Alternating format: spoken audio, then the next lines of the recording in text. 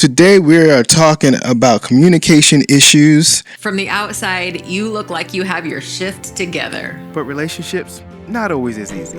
So let's have conversation that actually moves things forward. And meet yourself where the shift happens. Yo! Today we are talking about communication issues. This is In Deep Shift, and we're going down our concept of 6 weeks, or 6 episodes. Really 12. 6 topics, 12 episodes discussing different issues in relationships and dating and stuff. So today we're going to kick off communication and communication errors, miscommunication, communication ambiguity, all that stuff, which feeds right heavily along the line of something we've been talking about anyway, and just talking about clarity and being clear in 2026 about exact needs and wants. But let's just start out with communication. Broad. Communication. What communication errors, what creates problems with communication in dating? What creates communication problems in dating? First of all, not communicating clearly. And that means, one, maybe it's a delay in communication, maybe it's minimal communication, maybe it's ambiguous communication, all those things. All the things. Yeah, recently you had, in one of the episodes we were talking about communicating expectations, and you had given the, I cannot think of my words today, the example of saying, hey, I'm going to be in a relationship. Hey, I'm going to be at this conference. Right. I might not be able to, communicate to you. And we were saying, like, this is an example of Clear communication. Clearly communicating your expectations, right? Right. Setting it up, saying, I might not be able to text throughout the day. I might not be able to text in the evening. Right. Right. Just making that clear. So when we're not doing that, that is a communication error. Filling in the blanks. Instead of just asking for clarification, people will fill in the blanks and make an assumption. Oh, yeah. That the other person is on the same page as they are. Or, here's a big one. They don't communicate because they don't want to receive the answer that they don't want. So they just don't ask. Provide an example. We've been texting for a long time, and I'd like to see them, or I'd like to get together. I don't know, what's going on here, and they haven't made a move. Neither one of you have made a move. And my response is like, well, you could just text them and say, I've enjoyed talking with you. Right. I'd like to meet in I'm thinking maybe we should meet in person. What are your thoughts? Right. But they won't ask that because it feels too forward. Right. But really it's because they don't want to get. How much of communication issues do you think is between not wanting to be too forward or thirsty or whatever, not wanting to have the hear a wrong answer? So not wanting to be too forward, not wanting to hear a wrong answer. Not the wrong answer, the answer that they don't want. The answer that they don't want. Okay. And then not, and honestly, just being ambiguous. So I think the real question is, because I gave like 3 different things, but really it's the root of my question is probably 2 different things. How much of it is choosing to leave something out because they don't want to hear something, or they don't want to find out something, or they just don't want to be perceived as something, versus how much of communication errors in dating is based solely off of the fact that people just make mistakes and don't know that they're creating a confusion. How much of it is that they don't know that they're creating the confusion? Yeah. What do you mean by how much of it? How much? A percentage? 50% is half of it just because they just don't know? Is it 25% people just don't realize that they're creating confusion because they're not being clear? Is it 75% people they don't realize they're not being clear or communicating something specifically, That's what I mean. Kind of what's the weighted average? I do not have an answer for that weighted average. That's why I didn't ask it the first time, and then somebody asked me to explain further. I said how much and then left it wide open. Here's something that comes up to pay attention to. What is modeled for us is what is our norm. Is our norm, right? So, for example, we come from 2 completely different backgrounds, families, backgrounds, households, right? The way that I communicate, the way that I saw communication modeled for me was different than communication was modeled for you. Yeah. Right? So we come into the relationship communicating in different fashions, right? So it's only when we stop and say, oh, hey, maybe this isn't working here. Maybe there can be something different. Maybe there is a different way. And so it's taking that information and then working and growing that, or maybe flexing that muscle is good to get to a place that maybe communication is happening more understandable. I just cannot think of my words today. I see. But I still ask the question, how much of that is something was modeled and we don't realize we're not communicating versus we just want to avoid something? And I know you don't want to give me a weighted average. You can say more or less. It's about even. I think most of it is, in my mind, I want to say it's about even. Okay. Some people do think that they're being clear. Right. But maybe that clarity for them is not saying much at all. And then if some people do think they're clear. They think that they're communicating properly. Right. But they're still not getting what they want. Is communicating properly for them a byproduct of what modeling they received, or just byproduct of what we see in the world as what being called communication? I think a lot of times, yes. Yeah. It is. Because that's you not knowing. Right. And not that you don't want to be in a relationship where communication is really good or really healthy or really clear, but they just don't know how. Right. And then we have the other end of that says, oh, I'm not going to say too much because I don't want them to, I don't know how it's going to be received. Right. So I'm not going to say too much. So here's an example of this. This is a client I was recently working with, and we were just cracking up in the session saying they've been texting a while. Mm-hmm. One of them wants to see the other one, but doesn't want to ask. Mm-hmm. So instead they were going to say something to the effect of, what is this? Because if it's nothing, we should probably stop texting. Wow. And I was like, I was cracking up, and in this. You could ask that question. I was like, that is way more forward. Right, that's way forward. You can ask that question, but you can't say, hey, I want to go out on a date. Yeah, saying like, I want to meet in person, or I want to spend more time with you. And we were laughing over that because to her that felt, I was like, you're expecting someone to give you an answer of what you want to define the relationship that you haven't even started. Right. But see, that's easier. I can see how that's easier because there's the potential of being an end to it. So there's almost a level of protecting yourself. I can ask this question, and if you tell me no, then I can step away before I've really invested emotion into this. That's exactly what was. They'd already invested emotion by not saying let's meet in person just to see what's going on here. Yeah, but they haven't invested the time and the emotion of going out and really finding out they really, really like this person. They've just invited, encouraged. What's the word I'm looking for? But they've just welcomed the idea of having a relationship, the idea of being on the date, but they haven't actually spent any energy on actually doing it. So for it to end right there is easier than for them to go out and do the date and all that stuff and then have to end it. Well, and that's not saying they were trying to end it. That's just the risk of ending it. Because what was going on was that and I've seen this over and over, they've developed in their mind that this is something. Right. And they've got their hopes up that this is something. Right. And so, I just want to know, is it something before, because we should probably stop texting instead of just saying, but what it actually is it's you trying to get an answer without actually expressing how you feel, without being vulnerable. Right. Because to be vulnerable would say, hey, I like you, I've enjoyed our communication, something to that effect, right? Mm-hmm.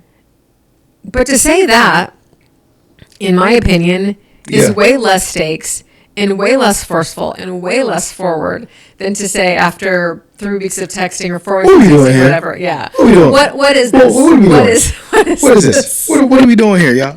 Is this or No, it is a big jump. It is a big jump from can we go out? Let's just go out on a date. It's like tiptoeing.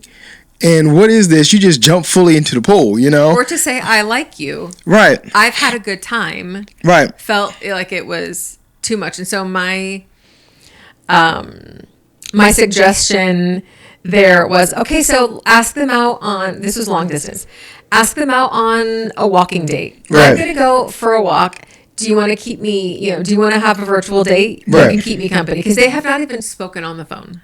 Oh, they haven't even talked on the phone. No. Now, they have met in the past, but they have, since this most recent, they have not Moved beyond texting. Textual relationships. Yeah. And the response is, well, I want them to reach out. Yeah. Right. And my response to that was, you're putting someone else in the driver's seat of you. Especially when you already know what you already want. Mm-hmm. So I think a healthy amount of, and I verbalize it as not knowing. Verbalize it as not knowing versus not wanting to have a result or being worried about the answer. But truly, the true part of it is that it's not knowing versus risking vulnerability. Because clear, open communication, whether you're talking about a relationship, a romantic relationship, or whether you're just talking about friends and family or to whoever is checking you out at the grocery store, clear, open communication requires a certain level of vulnerability. Because to be clear and open with it, you have to be able to communicate and draw out and openly say, these are the emotions or my thoughts or my feelings or something at this moment.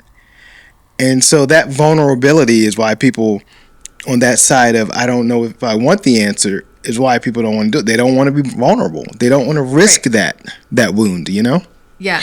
Now, keep in mind also, the people that I work with are high-performing, high-achieving, professional adults. Like, this is my niche. Yes. Right? That are maybe just feeling a little bit disconnected. Yep. So the people that I'm working with are very self-confident, very motivated, very driven, but a lot of them when it's dating clients.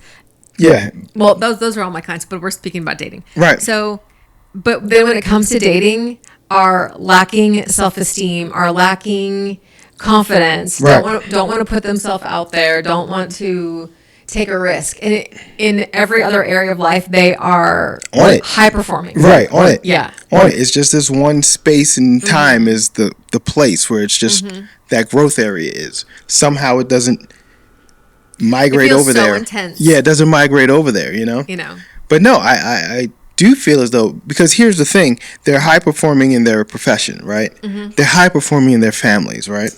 Yeah, they're very driven.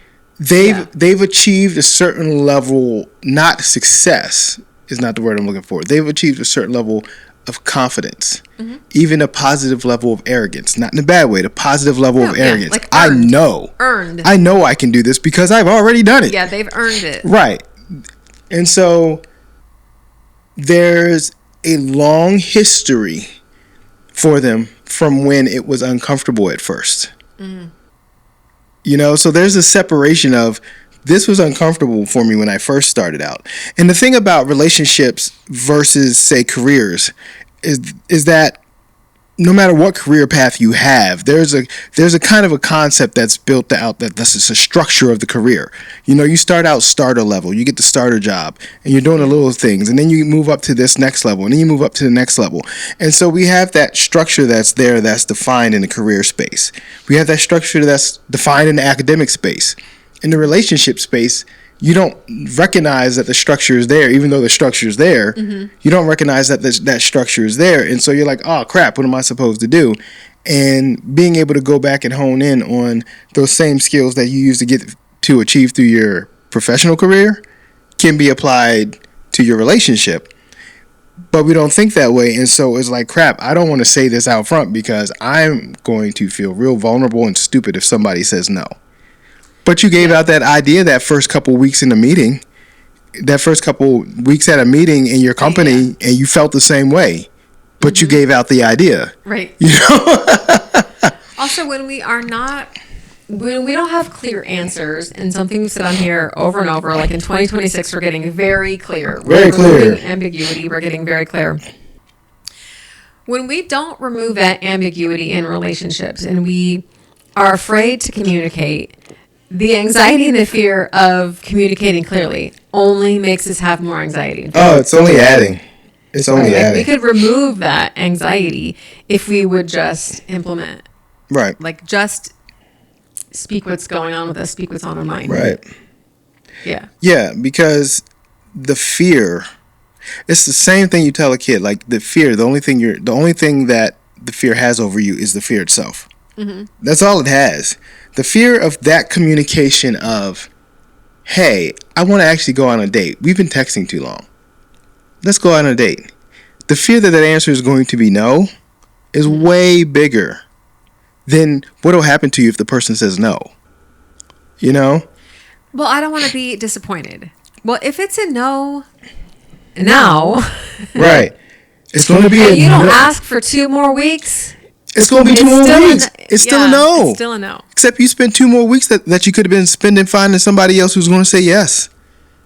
Now, I will say in the example that I've given, we were cracking up because she was like, I just need you to tell me, like, what I need to say or do. And you're like, I ain't I'm doing not that. going to say, like, what to say to do. But Right. I did say, well, remember we drafted this text message and you said, if I'm still speaking to him by this date, I'm going to send it. I'm like, and that was a week and a half ago. So you already decided what you're going to do. You already decided what the answer is going to be. You just didn't do it. But they were also saying, like, Cassie, I'm not going to do that. And I do appreciate that as a coach and as a therapist. I do appreciate, like, saying, like, this, like, I'm not there yet. I'm not ready. And so we just have to take, like, a step back and say, okay, so what are you ready for? Right. You know, what are you willing to take a risk on? Yeah. You know? Yeah. So even, like, as a therapist, I don't mind it when people are saying, like, I mean, that is a good idea. But I ain't that doing is it. a good, yeah, but I'm not doing it. I ain't doing it. Great idea. Can you find something adjacent to that to do? But sometimes people just need to hold up a mirror to what they're capable of. Yeah. You know? Yep. That something that you say all the time is clarity is kind. Mm-hmm. Clarity is kind. Mm-hmm. Also, if a person likes you, it's clear. Yeah. If they don't like you, it's confusing. Right. So what are you? Are you confused or are you clear? Like, if you're sure they like you, then they probably do. So the only thing holding up the advancement of being sure that they like you is being clear about when they go on a date so you can really find out if they do. Mm-hmm. So instead of worrying about no, instead of worrying about no, you get to see if the no is a yes much sooner. Right. And if the no, here's the thing I've said it before, no is the kindest thing somebody can say. You do say that? I say it. No is the kindest thing somebody can say. So if you're like, I want to go out on a date, and the person says no, then you now have the ability to say, okay, and move on. Right. Now, if you want to stay there and text them for a couple more weeks, you have that ability too. You know the person. You do. But you're only going to get more attached though if you continue to text. Oh no! Like that's why I said first. Just makes it harder. Hey. Harder to disconnect. What is my rule on breakups and stuff? 1 week for every year you were together. 1 week. You get 1 week for every year to mourn that sucker. Especially, and this is specifically a hard rule on bad relationships. If it's a good relationship, that's something different. If it's an exception to the scenario, unfortunately somebody passed or something, that's something different.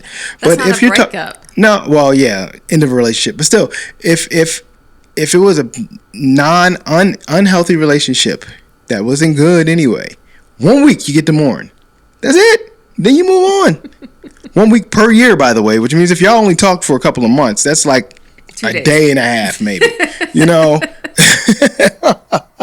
You like these hard, fast You rules started sometimes. on Monday, and by Wednesday afternoon, you're back on your app or talking to people at the bar. Okay, you get a day and a half to mourn them. But yeah, so when we talk about communication in relationships, it is important to be very clear with what your intentions are. I also want to say communication with self is clear. It needs to be clear too. So, for example, in the breakup rule, not only do you only spend that amount of time, but pull them out your phone. You don't pull them out of your phone. I was like, what did you say? Remove them, delete them. You don't need them in their phone. You don't need to continue conversations. You're not going to be friends with somebody you just broke up with. Let's be honest about it. What is the actual percentage of that being a success? I do know people. I didn't say 0. I said, what's the actual percentage? Yeah, there are going to be people The vast majority, though? The vast majority, I think I also think that depends on how long you were dating. If you went on a couple dates, okay, you can still be friends with them and be like, yeah, this is... Yeah, you haven't... If both parties mutually agree that there's nothing here. Mm-hmm. Yeah. If you dated them long term, a lot of times that's difficult. It's difficult. Especially if it was long term in a sexual relationship. Because what you don't want is to hold on to a relationship that had a sexual component to it. Now you're trying to be friends. But wait a minute, you haven't gone on a date in a while. They haven't gone on a date in a while. Oh man, my body's just calling. And next thing you know, y'all are friends with benefits. You're dating. You're hooking up. It's ambiguous. What are you now? Weird. What are you now? Because at the end of the day, it's not only about the fact that you've returned to having sex with one another, but we talk about energy a lot here. If you've returned to having sex with somebody that you had a deep, intimate connection to, or at least a perceived deep, intimate connection to, you have removed your energy from the table of being available for somebody else to find you. You have removed your energy. You're not available. So you're saying, I don't understand why anybody who doesn't want to date me, or why people don't walk up to me, or why I don't have this opportunity for blah, blah, blah, yada, yada, yada. You're having sex with somebody that you had a long-term relationship with. And even though maybe both of you know is kind of balanced enough that nobody's kind of hitting that territory of falling in love or getting feelings again, but you're still having sex, which means the person who sees you from across the room is perceiving one way or another that you are connected to somebody else. And you're wondering why nobody's approaching. You haven't opened the playing field. Right. The doors of the gate they're not open. The doors of the church are now open. You're not fully invested in either space. Yeah, so you have half a foot in one, half a foot in the other, and somebody who really wants a dedicated relationship wants both of your feet, and you don't have both of your feet available. You're not present. So it's another reason why to say, look, if you don't have a relationship with this person and it ended for a reason, just find some other friends, join the club, go play chess, So what are go play some pickleball. Go play some pickleball. What are your thoughts on communication in relationships, though? What do you see happening with people? Mine still falls into two spaces. I still think there are the ones who are scared to be vulnerable, and then there are the ones who just don't know. I think there's a heavy amount of communication in today's world where people just flat out don't know. I think partially because of social media, partially because of texting, there's that large pie in communication that says the vast majority, overwhelming majority of communication is freaking body language. Like, it's body language. Actually being physically in a place with somebody. That's why all the tech companies came up with emojis to try to give you in gifts. Those are supposed to be, your body movement, whatever, replacements. Because it didn't take long to realize people don't understand what the heck these texts mean. Because you don't have the body movement and you don't have the tone. Right. All you have are the words. And whether I remember correctly, it's either 3 or 7%. The words are 3 or 7% of your communication. At best, 7%, which means 93% of what you're trying to communicate is being missed in a text. Is being in... Or potentially. That would require the person knowing you, right? Yeah. So for that 93 not to be missed is because the person knows you. And if the person knows you, how many times are you texting with somebody they text something, but they don't have an emoji or something on it. But one of the things you think or say is, yeah, I can see this person saying it. I know exactly how they said it. Right. You're thinking of their body, right? Because you know their tone, the cadence of which they speak. Right. You know how they said it when they like versus So you know if it was dry and it just had this funny, mannerism to it or something. And so we are missing so many of these things. And when you're early in a relationship, whether we're talking about first date or even your 30th, because I think even your 30th, 40th, 50th date is still early in the relationship. There's so much to learn about people that being 10 dates in doesn't mean you know everything about them, even if you think you do, And so I think that the world of tech has created this issue where people are crappy at communicating. They are. People consistently misspell words. And I know that it seems like it's dumb, and it seems like it's unnecessary, and it seems like it's pointless. But using the wrong there is a different definition. Using the wrong complement is a different definition. Using the wrong principle is a different definition. And just the basic element of using the correct word in the correct place at the correct time to communicate correctly what you're thinking has an extremely large impact, especially in the early years of dating when people are still trying to figure out who the heck you are. That's the foundation time frame. It's the foundation time frame. If it in the foundation time frame, you don't want to spell out a full word. As dumb as it seems, if you don't want to spell out a full word or say a full word, then you are requiring the person who doesn't know you to fill in the spaces just for a simple word. Much less emotion, much less meaning of intent, all that other bigger stuff. They've got to use energy just to fill out. Does that mean he got a ticket? He bought tickets? It's a speeding ticket? Which ticks is this? And that also means is when they're filling in the blanks, they're filling in your blanks from their perspective. Correct. Always. So you're trying to complete someone else's thought or fill in the context of someone else's thought with your own narrative. Right. That's where the problem lies. But that's the only narrative you have to use, though. Right. You know, there is no other narrative. I've known you for a couple of weeks. I can't use your narrative. I don't know it enough. So all I have is my back data, you know? We go back to the example of definitions of words. Yeah. And setting up for one of your gigs one day, the thing said, put this in the staging area. Yeah. You know, or whatever. And I was like, oh, it goes over here for the show, so it needs to go over here. Like, I'm going to stage this where it should be for the show. Yeah. Right? But your definition of staging and my definition of staging were two different working definitions. Both of them could be Both of them are correct definitions. They're both in the dictionary. Right. You know, they're both in the dictionary under staging. One is just number 3, the other one's number 4, 5, 6 or something. But yeah. Right. So only when we start to get to those specific things. Right. Then we know we're communicating clearly. Right. You know, when we're pulling back those letters and saying, "Oh, well, actually, what did you mean by this?" Yeah. Or what do you mean? Or could you be more specific? Right. You know, what exactly does this mean? Before I respond, what exactly does this mean? And see, that's where you get the crossover.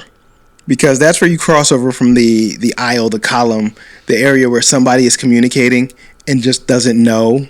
It's ambiguous. To then the communication being, okay, now I have to be vulnerable. Yeah. Because the other person communicating in ambiguity doesn't realize they're being unclear. They're figuring like, hey, Friday, blah, blah, blah. Yeah, let's go. Or maybe they're being unclear on purpose. Well, that goes to the vulnerable side, though.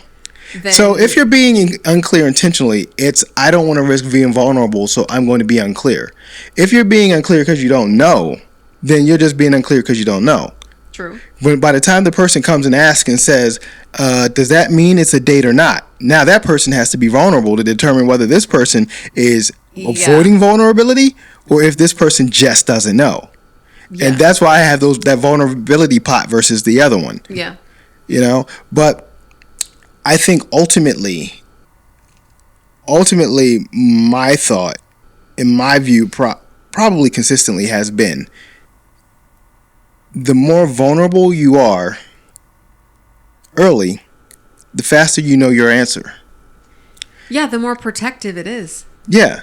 Like I remember one time we got a comment and somebody was saying something about being vulnerable and the person using it against them and being mad about that, which is understandable. We agree with that concept. If somebody's vulnerable with you, you do not harm them.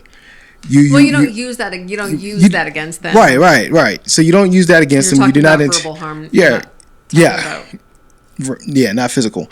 But the idea being is there are levels of vulnerability. You're not going to be 100% vulnerable when you first start dating, and you should not be. That's not safe. You should not be. That person has not earned that yet. But if you give somebody 10 or 15% vulnerability and they hurt you at 10 or 15%, there's your answer. You have your answer. There's your answer. Remember, everything is information. Then you have everything you is have information. If they hurt you at 10 or 15, you're not going to give them 50%. They all of a sudden become better at it. No, you give them 10 or 15, they mess it up, you're good to go. So you can determine where your 10 or 15 is before you ever date anybody, before you ever reach out to anybody, before you're in a relationship. You can know what your 10 to 15 is, and you can lay that out there, and you figure and you find their answer.